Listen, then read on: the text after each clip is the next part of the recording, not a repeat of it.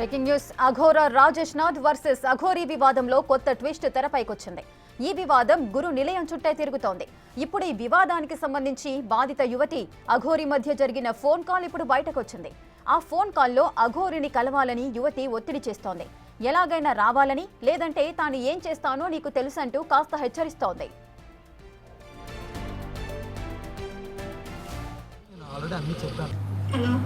చెప్పు.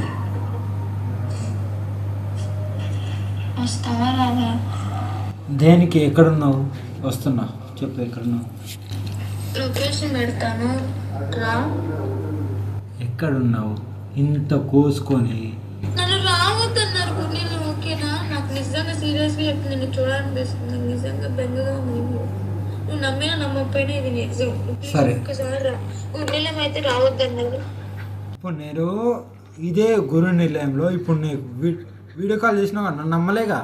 Video call చేసి నాకు ఎవరున్నా నీ పక్కన చూపెట్టి అన్నావు కదా. అదే గురు నిలయంలోకి రా. ఒక్కదాన్నే ఉన్నా, నువ్వు ఒక్కదాన్ని రా. మీ అన్నయ్య వస్తే పరుకు కొడతా. వద్దు, నేను రాను ఇంకా. నన్ను రావద్దు అన్నారు. క్యాన్సర్ ఉన్నాయి అక్కడ. ఎవరు? క్యాన్సర్ చూడరా ఏంటి? ఇప్పుడు నాన్నకు ఒక నిమిషం ఆగు. నాకు ఇంకో ఫోన్ ఉంది, నీకు తెలుసుగా. ఇప్పుడు నాన్న నీకు కాల్ చేస్తారు, నేను రమ్మంటాడు. నువ్వు వస్తావా రావా? వెళ్ళను, నేను రాను. ఆయన చేత ఫోన్ చేపిస్తా కూడా నేను రాను. అంతే. నువ్వు వస్తా అంటే రా, లేదు నాకైతే నిన్ను చూడాలనుంది. నేను ఒక అరగంట 20 నిమిషాలు, ఒక అరగంట అయితే చూడగలను. అంత మించి నేను తర్వాత నా గురించి కూడా నీకు తెలుసు కదా ఏం చేసుకుంటాను. సీరియస్ అంటే సీరియసే. ఇక ఆ పై చూసుకో. అంతే. అరగంట అంటే అరగంట వెయిట్ చేస్తాను నీ కోసం. అంతే. బాయ్. ఏ బాయ్కి అనకు. ఎవరికి చెప్పి రాకు. చెప్పి అయితే నిన్ను ఆపేస్తారు. సరే, రాను. నన్ను చూస్తూనే భయపడతారు, ఇంకెక్కడ వస్తారు? వాళ్ళకి చెప్పి రాకు. నేను ఇప్పుడే వస్తానని చెప్పిరా. అర్థమైందా? వెళ్ళిపోతున్నాను చెప్పు.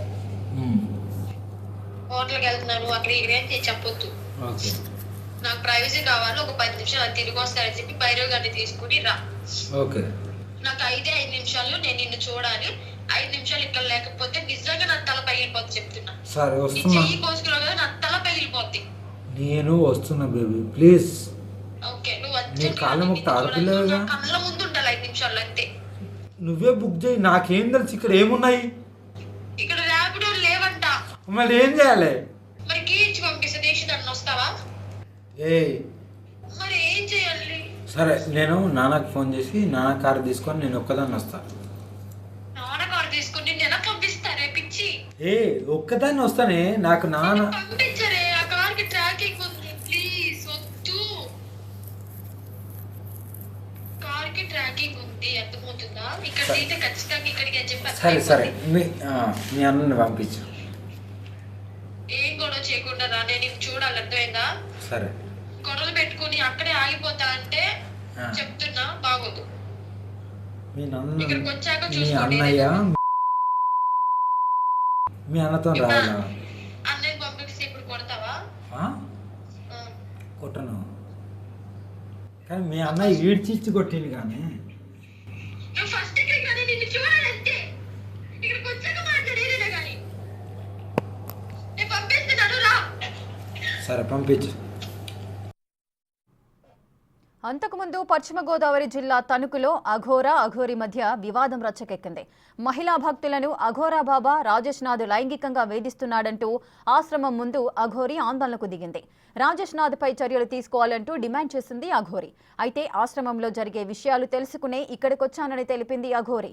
ఇప్పుడు దానికి సంబంధించిన ఆడియో కాల్సే బయటకొచ్చాయి.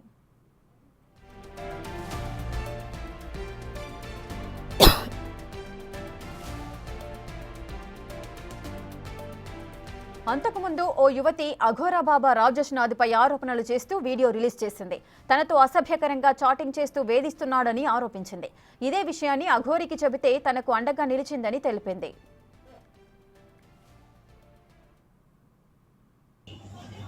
నేను నా పర్సనల్ ప్రాబ్లంతో బాధపడుతుండగా ఎవరికి చెప్పుకోవాలో తెలియని సమయంలో కొంతమంది నాకు చెప్పారు, తణుకులో ఒక గురువు గారు ఉన్నారు, ఆయన నీ ప్రాబ్లమ్ సాల్వ్ చేయొచ్చు అని. ఆ విషయం విన్నప్పుడు నేను ఎంతో ఆనందపడి నా బాధ సాల్వ్ అయిపోద్ది అనుకుని నేను తణుకు వెళ్ళి ఆయన్ని కలవడం జరిగింది. సో వెళ్ళాను, నా పర్సనల్ ప్రాబ్లం చెప్పుకున్నాను. నేను ఎంతో బాధపడుతూ ఏడుస్తూ చెప్పుకున్నాను. నేను ఏడుస్తుంటే ఆయన అన్నారు, అరే నాన్న ఏడవకు, నీ ప్రాబ్లం సాల్వ్ అయిపోద్ది, నేనున్నా కదా, నేను సాల్వ్ చేస్తా అన్నారు.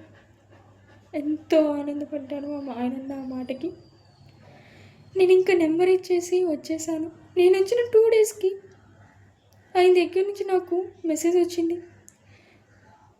అలాగా కొన్నాళ్ళు గడవగా ఆయన మాటల్లో ప్రవర్తనలో చాలా మార్పులు వచ్చాయి.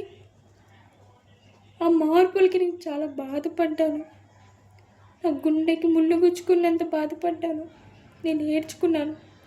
ఎందుకంటే నేను ఎవరితో కన్న తల్లిదండ్రులతో చెప్పుకోలేని పర్సనల్ ప్రాబ్లమ్స్ ఆయనతో నేను షేర్ చేసుకున్నాను.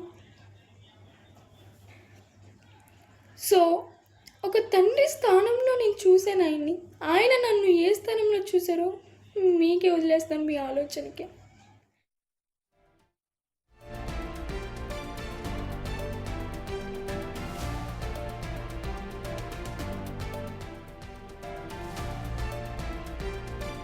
Breaking news. గుంటూరు జిల్లా నల్లపాడు పోలీస్ స్టేషన్ కు అఘోరి రావడంతో ఉద్రిక్తత నెలకొంది. హిందూ ఐక్య పోరాట వేదిక నాయకుడు అనిల్ బెహ్రా చేసిన వ్యాఖ్యల నేపథ్యంలో అఘోరి అక్కడకు వచ్చారు. అఘోరి అనిల్ బెహ్రా మధ్య కొన్ని రోజులుగా వివాదం నడుస్తోంది. గుంటూరు వస్తున్న అఘోరిని పోలీసులు అదుపులోకి తీసుకుని నల్లపాడు స్టేషన్ కు తరలించారు. తనపై అనుచిత వ్యాఖ్యలు చేసిన అనిల్ బెహ్రాను అరెస్ట్ చేయాలని అఘోరి డిమాండ్ చేసింది. ఆమెకు స్టేషన్లో కౌన్సిలింగ్ ఇచ్చిన పోలీసులు పంపించారు. రాజేష్ నాథ్ అనే వ్యక్తికి అనిల్ బెహ్రా బినామీ అంటూ అఘోరి ఆరోపణలు చేస్తున్నారు. అఘోరా రాజేష్ నాథ్ రాసలీలలు బయటపెట్టినందునే తనపై దాడికి యత్నం చేశారని ఆరోపించింది. అనిల్ బెహ్రా ఛాలెంజ్ మేరకు గుంటూరు వచ్చానని, వివాదాలు వద్దని పోలీసులు తనతో చెప్పినట్లు అఘోరి చెబుతున్నారు.